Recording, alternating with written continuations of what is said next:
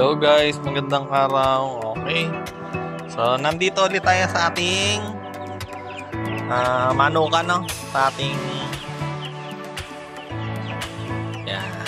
mga sisiw natin yan. Okay. Ayan. So, samahan niyo ako maglipat ng sisiw dito sa ating kulungan.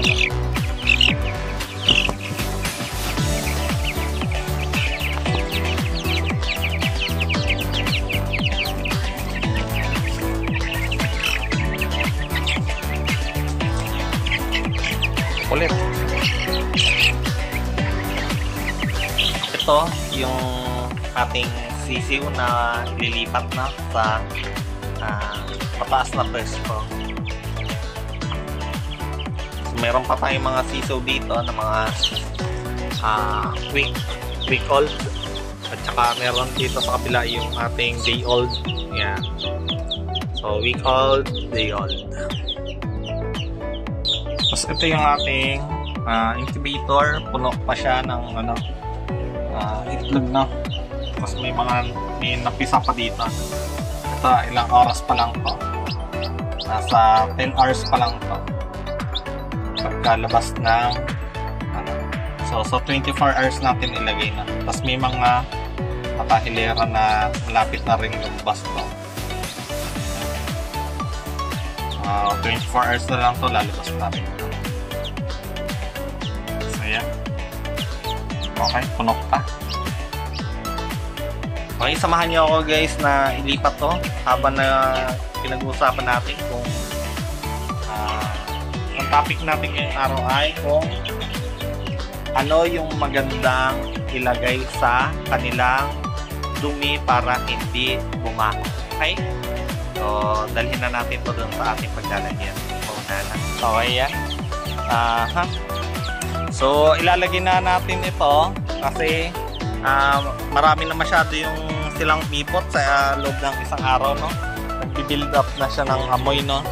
So, dito natin siya ilalagay sa ating siguro hanggang bewang ang taas, no? Ayan.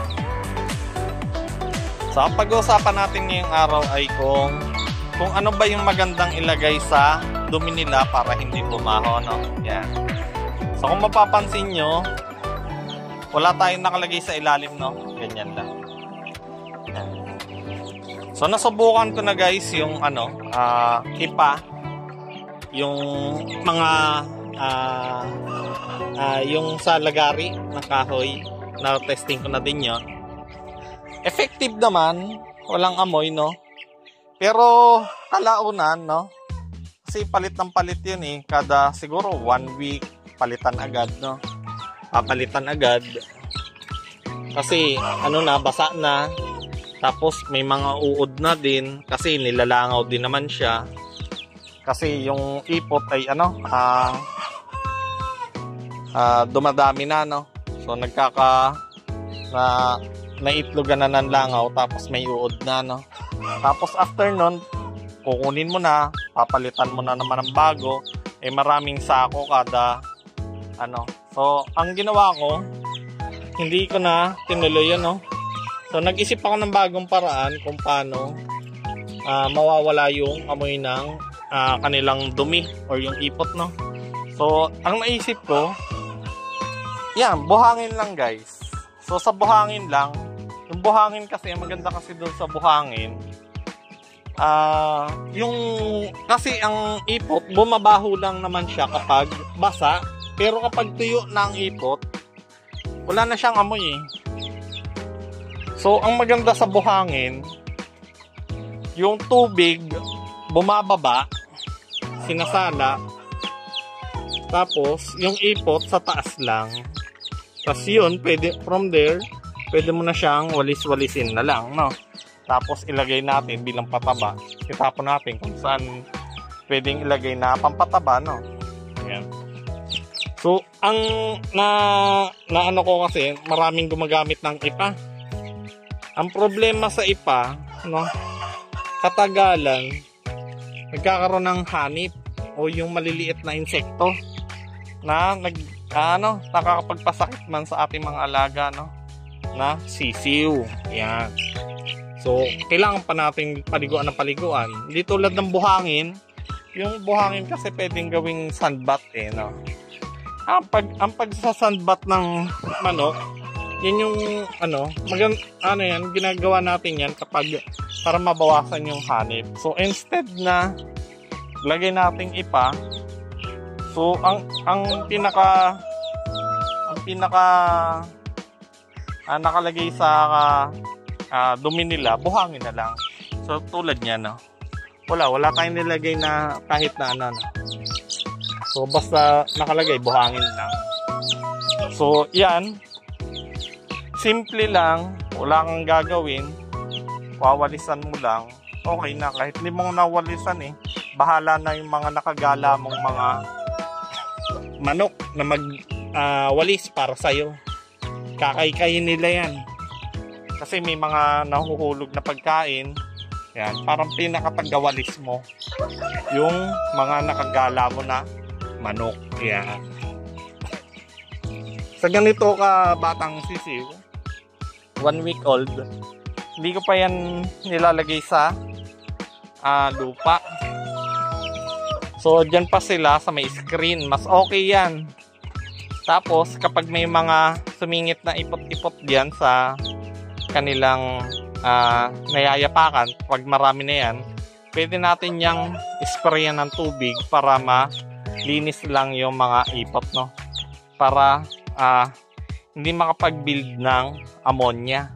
Kasi pag marami na yung ipot, kasi ito, kung nakakalusot naman ng ayos yung ipot sa baba, okay yan. Hindi mo na kailangang wisik-wisikan ng tubig, no?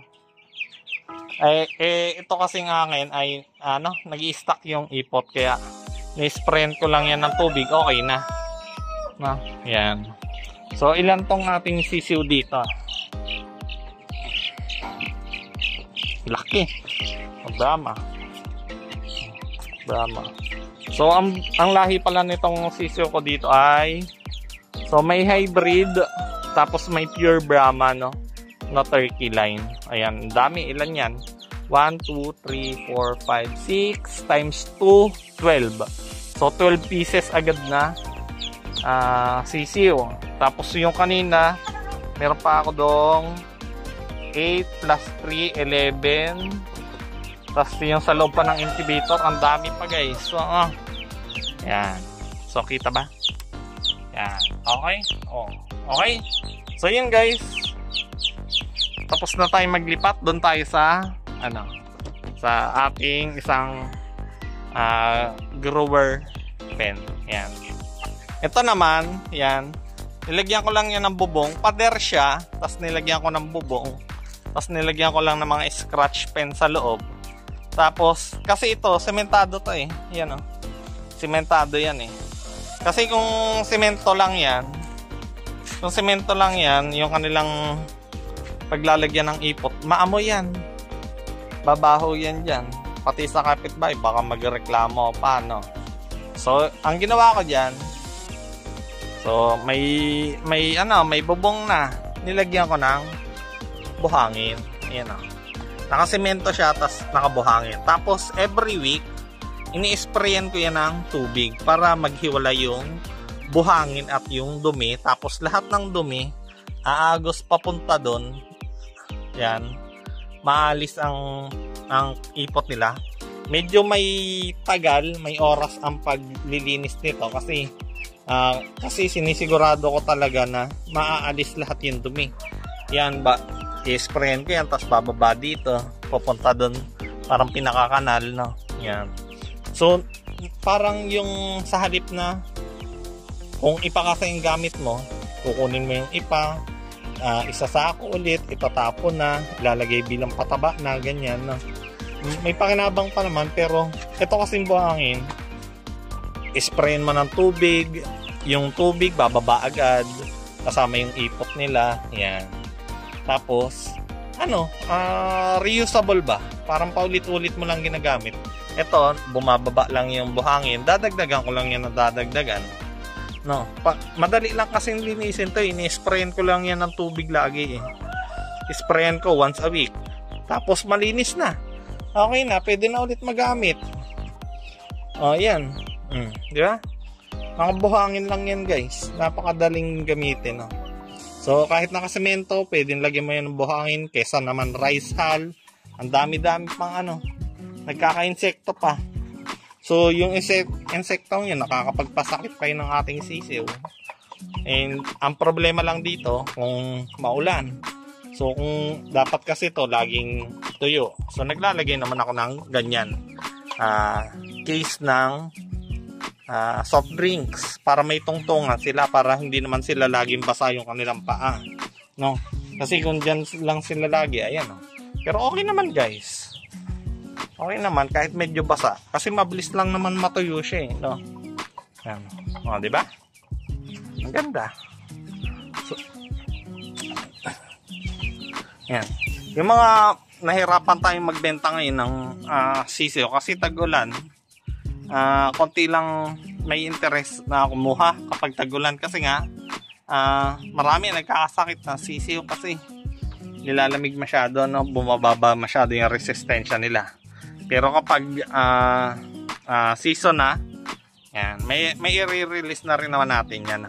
So, yung mga malalaki natin na pwede nang katayin, kapag, di ba? Kapag lumaki na, pwede na natin katayin lang, no? Pag wala tayong maulam, no? Yan. So, wala ditong lugi guys sa pagmamanuka, no?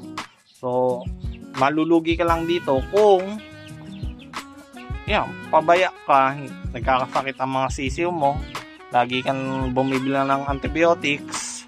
Pero pag ganyan namang malalakas, hindi mo naman na kailangang mag-antibiotic, yan. Tutubo ka pa rin naman, no? Kikita ka kung marami kang pasisiw, no?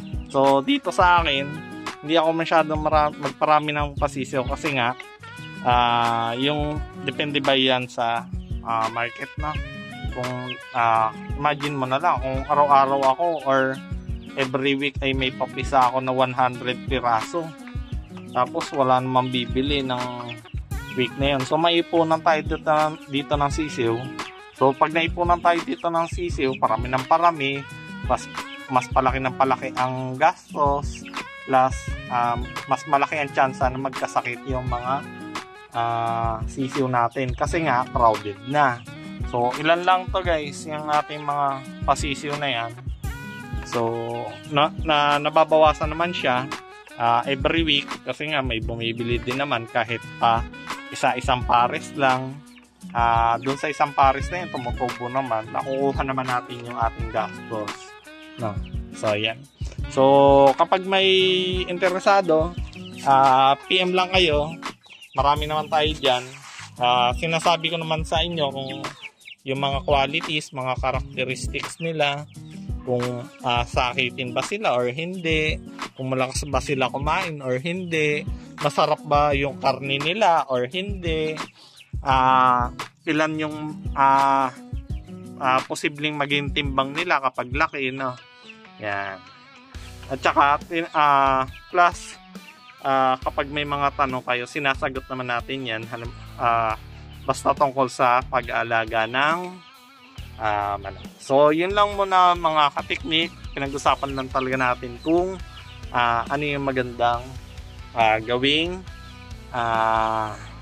paraan para walang amoy ang ating manukan na. So yun lang muna guys, bye bye. Please subscribe to my channel at pa-share na din. Salamat! Bye-bye!